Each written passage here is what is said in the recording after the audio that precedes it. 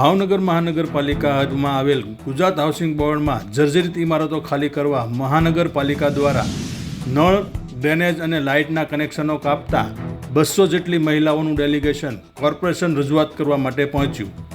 ભાવનગર શહેરના આનંદનગર વિસ્તારમાં ગુજરાત હાઉસિંગ બોર્ડની અનેક વસાહતો આવેલી છે, જ્યારે મોટાભાગની વસાહતો જર્જરિત હોવાથી ગુજરાત હાઉસિંગ બોર્ડના એસ્ટેટ વિભાગ દ્વારા સર્વે કરીને બિલ્ડિંગને રિનોવેશન કરવા અથવા ખાલી કરવા માટે નોટિસ આપવામાં આવી હતી. ગુજરાત હાઉસિંગ બોર્ડના મકાનોમાં વસવાટ કરતા લોકો ગરીબ અને મધ્યમ વર્ગના હોવાથી મોટો ખર્ચો કરી શકે તેમ નથી, ત્યારે નોટિસ મળવા છતાં ઘણા રહીશોએ આ મકાનો ખાલી કરેલ નથી. જ્યારે ગુજરાત હાઉસિંગ બોર્ડ દ્વારા આ મકાન ખાલી કરવા માટે ભાવનગર મહાનગરપાલિકાને નળ, ડ્રેનેજ અને લાઇટ કનેક્શન કાપવા અંગે જણાવ્યું હતું, જે અનુસંધાને મહાનગરપાલિકા દ્વારા કાર્યવાહી કરતા 200 જેટલી મહિલાઓનું ડેલિગેશન મહાનગરપાલિકાના કમિશનરને રજૂઆત કરવા માટે પહોંચ્યું હતું, જેમાં સમયગાળાની માંગ કરવામાં આવી હતી.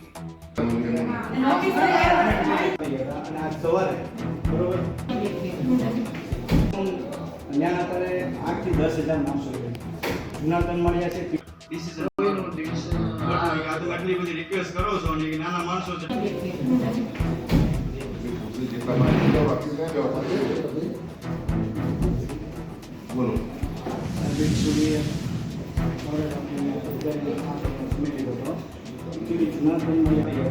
સવારે બરોબર ત્યાં નળ બટન લાઈન કાપવા આવ્યા.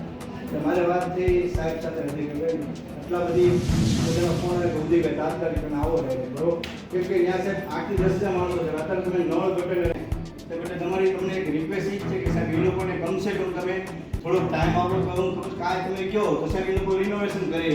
આ સાહેબ છે ને એ ભાડું બીજે ગમે ત્યાં ગોતે સાહેબ અત્યારે તાત્કાલિક ધોરણે 8 થી 10,000 લોકો સાહેબ માણસો થાય.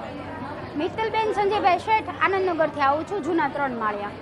હું આવી છું હાઉસિંગ બોર્ડના જર્જરિત મકાન માટે સાહેબ પાસે અરજી લઈને, જે અમારી અત્યારે ગટર લાઈન ને પાણી લાઈન કાપવા આવ્યા હતા એની માટે હું અરજી લઈને આવી છું. કારણ કે સાધારણ માણસને 10,000 વ્યક્તિ ઘર છોડીને અત્યારે જાય કે ચોમાસાની સિઝન છે. પ્લસ કે સર પાસે હું એટલી આ અરજી લઈને આવી છું કે અમારી જે મકાન ગટર પાણીની જે અરજી આપેલી છે એ મોકૂફ રાખે થોડોક ટાઈમ માટે, કે એની માટે અમે અમારા મકાન ગોતી શકીએ. કારણ કે વધારે ભાડામાં અમારે બધા રોજિંદા લાવવાવાળા માણસો છે. 8,000 ભાડું, 10,000 ભાડું કોઈને પોસાય એમ નથી. 2-2,500 ભાડું ક્યાંય છે નહીં ભાવનગરમાં, આનંદનગરમાં. એટલે અત્યારે જો અમને ખાલી કરાવશે તો અમે ક્યાંય જઈ શકીએ એમ નથી. એટલે અમે એટલી જ આશા લઈને સાહેબ પાસે આવ્યા છીએ કે સાહેબ અમારી ગટર લાઈને પાણી લાઈને હમણાં અમને 2-3 મહિનાની મુદત આપે. અમે ચોમાસાની આશા રાખીએ છીએ કે ચોમાસું કાઢવા દે, પણ તમારા જે મકાનો છે એ પાડીને નવા ડેવલપમેન્ટ કરવા માટે હાઉસિંગ બોર્ડ તૈયાર થશે કે તમને કોઈ કિસ્સો? હાઉસિંગ બોર્ડે અમને કીધું હતું કે તમારું રીડેવલપમેન્ટ મકાનનું કરવામાં આવશે, પણ કોઈ એવી એમને તારીખ કે ડેટ કે એવું નથી આપ્યું કે કેટલા વર્ષ કેટલા કોણ ભોગવશે, તમે ભોગવશો? એવી અમારી પાસે કોઈ લખાણ કે અમારી પાસે કોઈ એવા એગ્રીમેન્ટ નથી કે કેટલો સમય પડ્યો રહેશે કે ક્યારે કન્સ્ટ્રક્શન ચાલુ થશે, એવી કોઈ અમારી પાસે એગ્રીમેન્ટ કર્યું નથી. એટલે પ્લસ અમારે સાહેબને અરજી જ કરવા આવ્યા છે કે અત્યારે અમારી ગટર લાઈને પાણી લાઈન મોકૂફ રાખે.